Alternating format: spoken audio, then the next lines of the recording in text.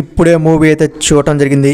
Movie విషయానికి వస్తే సంక్రాంతికి వస్తున్నాం. ఈ మూవీ వన్ టైం వాచ్ అనిపించిందండి. బేసిక్ స్టోరీ విషయానికి వస్తే వెంకీ మామ ఒక పోలీస్ ఆఫీసర్ రిటైర్ అయిపోయి ఫ్యామిలీతో ప్రశాంతంగా లైఫ్ నడుపుతూ ఉన్న టైంలో వెంకీ మామ గర్ల్ ఫ్రెండ్ మాజీ తీసుకొని వెంకీ మామ కాడికైతే వస్తుంది. వెంకీ మామ అలాగే వాళ్ళ వైఫ్ మాజీ గర్ల్ ఫ్రెండ్ ముగ్గురు కలిసి కేసుని టేకప్ చేసిర్రా లేదా అనేదే ఈ మూవీ స్టోరీ. ఈ మూవీ మొత్తం కూడా సీరియస్నెస్ ఎక్కడ కూడా అవపడదు. మొత్తం కామెడీ సీన్స్ తోటే ఉంటది అనుకోవచ్చు. ఫస్ట్ హాఫ్ వరకు ఓకే అనిపించింది. సెకండ్ హాఫ్ లో కొద్ది గొప్ప డల్ అయింది అనిపించింది మూవీ. చెప్పుకోవడానికి అంత పెద్ద స్టోరీ అయితే కాదు, రొటీన్ స్టోరీ. ఫస్ట్ హాఫ్ లో ఓటీటీ సీన్ కడుపు ఉబ్బిపోయేలాగా ఆ సీన్ అయితే చాలా అంటే చాలా బాగుంటది. సీన్స్ హైగా ఉన్నాయి, కొన్ని సీన్స్ లోగా ఉన్నాయి. అనిల్ రావుపూడి మొత్తం కామెడీ సీన్స్ తోటే స్టోరీ రాసుకుంటా అనుకోవచ్చు.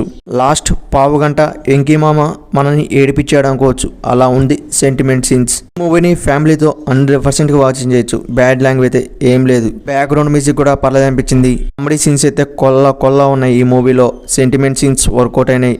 వెంకీ మామ యాక్టింగ్ విషయానికి వస్తే చింపుల్ పెట్టిండు అనుకోవచ్చు. మూవీ మొత్తం కూడా ఒక ఫ్యామిలీ ఎంటర్టైనర్. మూవీని చూడాలంటే ఫ్యామిలీతో 100% గా వాచింగ్ చేయొచ్చు. పోయి చూడండి. మన ఛానల్ ఒక లైక్, సబ్స్క్రైబ్ చేయండి. Please support me.